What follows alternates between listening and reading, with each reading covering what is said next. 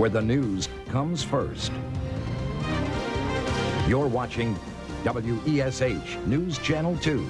Today, the president also signed the Aviation Security Act at Washington's Reagan National Airport. It makes airport baggage screeners federal workers and calls for expanding bag checks and bomb detection equipment by the end of next year.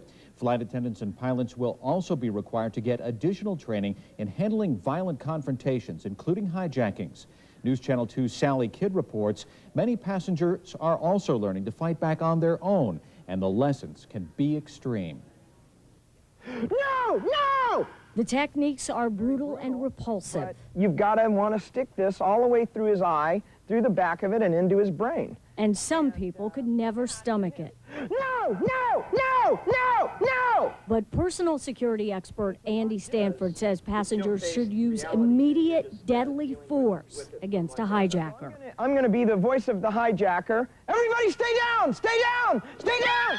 Stay down! Stanford calls this one-day course Anti-Hijacking 101. A lot of this is about training your mind. On this day, he's training employees of Ranger Jet Center in Kissimmee. We don't want to be in a position of reporting an incident. We want to at least try to participate in stopping an incident.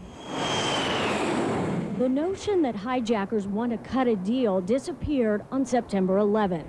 That day, the heroes of Flight 93 rewrote the rules for airline passengers. Now many air travelers quietly formulate their own strategy every time they board a plane. You just want to grab and push in hard. Stanford says you should act at the very first indication of a hijacking. Go for the eyes. And you've got to stick your thumb in all the way and pull it out. Use a pen and go for his throat, or execute a palm strike to the nose. If the hijacker is armed with a knife, use a briefcase as a barrier. Odds are good you'll still be wounded, but Stanford says odds are better that being passive will get you killed. Your survival begins and ends with you. But passengers will have to make the decision to act without any guidance from federal regulators. The FAA says it has no advice to offer passengers aboard hijacked airplanes. Neither do the airlines. They're relying on reinforced cockpit doors, armed sky marshals, and tighter security on the ground to prevent hijackings. You may run into the major problem there with who's the bad guy. These former sky marshals say vigilante passengers could get in the way or get hurt by the officers already there to protect them. When you have marshals on the airplane, those guys are going to have to make some quick decisions. And you got a couple of people going towards the cockpit. You don't know who's who. Vigilantism has its place in the Old West. I'm not too sure it has its place here.